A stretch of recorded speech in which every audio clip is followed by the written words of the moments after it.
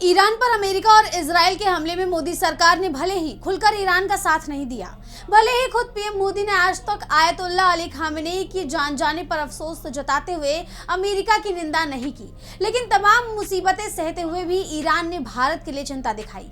ANI ने एक interview में जब भारत में ईरान के सर्वोच्च नेता के प्रतिनिधि डॉक्टर अब्दुल मजीद हकीम इलाही से पूछा कि क्या ईरान होर्मुज स्ट्रेट पर भारत के लिए कोई रियायत देगा, तो डॉक्टर इलाही ने कहा, मैं कह सकता हूं कि अधिकांश भारतीयों का दिल ईरान के साथ है।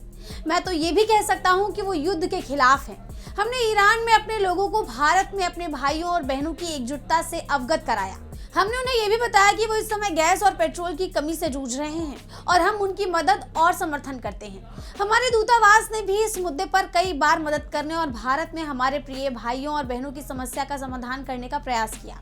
सुनिए उनका बयान। Actually, what I saw here from India, I can say the majority heart of Indians people